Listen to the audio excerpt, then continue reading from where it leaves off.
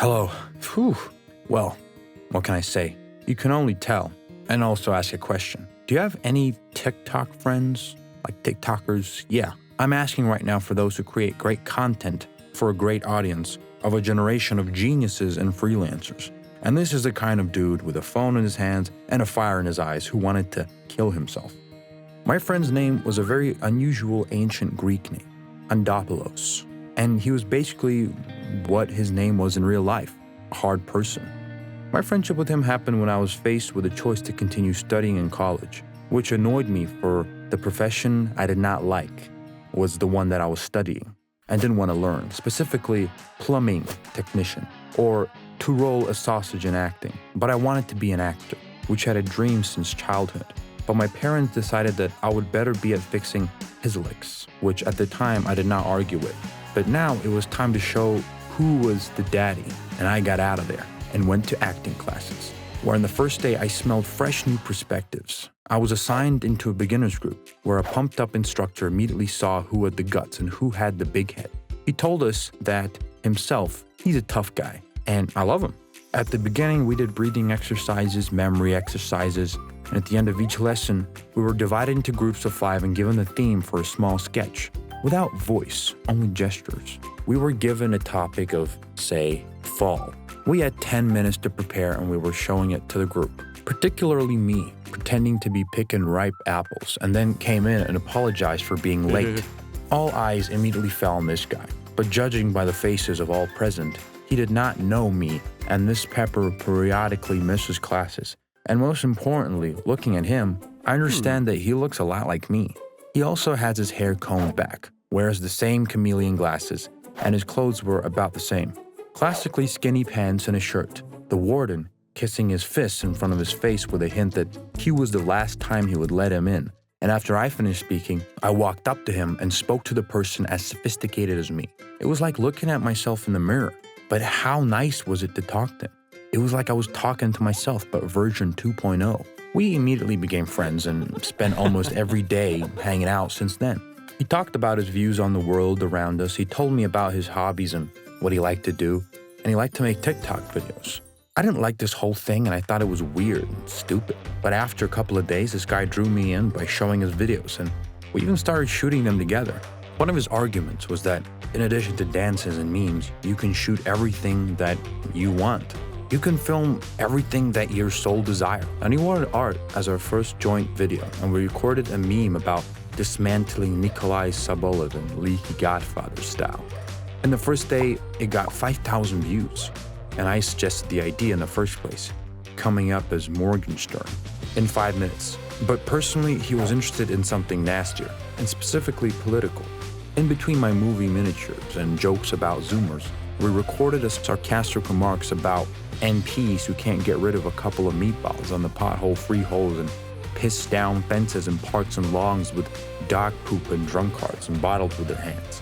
We'd walk right up to them, and Hard and Strikolopoulos would assume that the image of the reporter and ask them questions in the style of, "Do you think you could drink a couple more liters of vodka, Green River, and then come to the State Duma and vomit the liquor out and yell, Tagil?"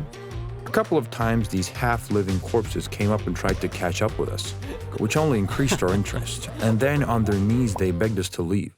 So it went from day to day, but as time passed, Strikolopoulos began to contact us less and less frequently. It didn't bother me much at first, but I could see something was wrong. He became withdrawn and wouldn't say anything. There was no way I could see him on a normal day, and he stopped going to class. My heart began to ache and beat faster. But there was nothing I can do about it. This went on for 3 weeks, and when the 4th week came, my phone rang. The clock showed me 3 in the morning, and I very sleepily answered it without looking. It was Strikolopoulos. His voice was very dry, lifeless, and I could barely speak to him at all. But as soon as I realized it was him, I immediately jumped up on the bed and started asking what was wrong. He said they had a problem that he could only tell me right now and not a day later. I immediately agreed, hung up the phone, got dressed, and ran to the meeting place he had set. I had to walk half an hour, but I made it to the bridge that crossed the railroad tracks in which the trains ran. I was a little confused by the location, but I didn't want to waste time arguing. Strikolopoulos was already there, staring off into the distance as if waiting for the next flight. I walked with him and gave him a big hug, telling him that I missed him and was worried about him, and was demanding to know what was going on. He stared at me for a minute, then somewhere in the distance again, and then at me and started to talk. The fact was that he was accused of sexually abusing an underage girl. Our corrupt cops came straight to his house and mockingly threatened him with prison for something that he said he hadn't done and that he didn't do, because they hadn't even touched. The monkeys didn't flinch, and a few days later, they sent him a picture with a folder that said he was on trial for third-degree felony rape, and the signature at the bottom was his end. When I listened to all this, I could not believe my ears. And the main thing, I clearly understood that my friend could not do such a thing, and the maximum he could do was pour sewage on a person by expressing his face and all he thought about him, no matter what his status and how strong he was. After listening to everything, I started to assure him that it was all BS and that they would never be able to do it, to which he replied that they would, because he had already admitted his guilt. Then why the hell did you say you didn't do it? If you asked me, as I asked Shipolopoulos. But under that kind of pressure, in my own apartment, and with a sick grandmother and 6 parrots in custody, it was hard not to agree with him. We both fell silent. For a while, I just stared at him and tried to figure out what I should do. Because of my nerves, I started pacing back and forth and turned away to think. That helped me, and remembered that I had an uncle who was a major in a local police force, and my father knew a lawyer, and together we'd get him out of this mess. I turned back and wanted to tell him our next plan, but Shipolopoulos had climbed over the resistance handrail of the bridge and was looking down with the intention of jumping.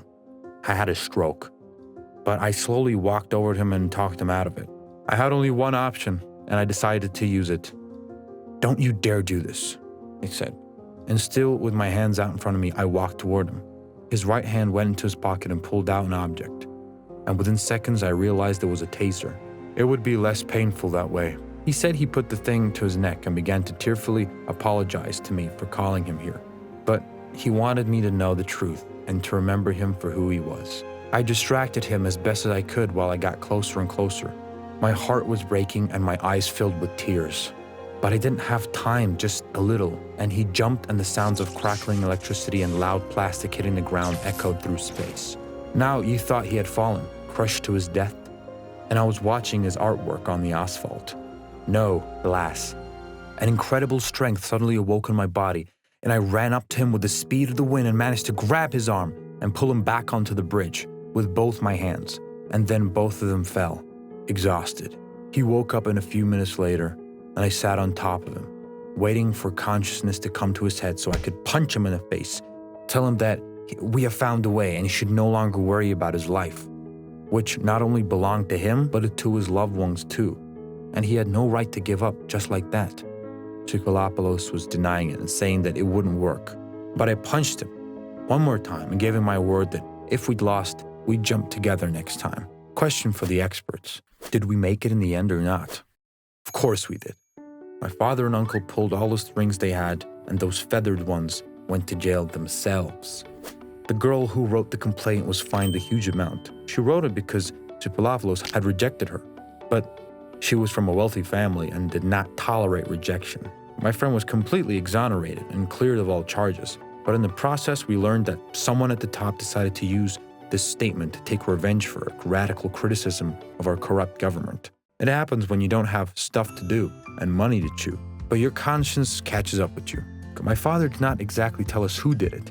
He just asked us to tone down our ardor a bit, to which we agreed and lowered the horn and all those fat cats.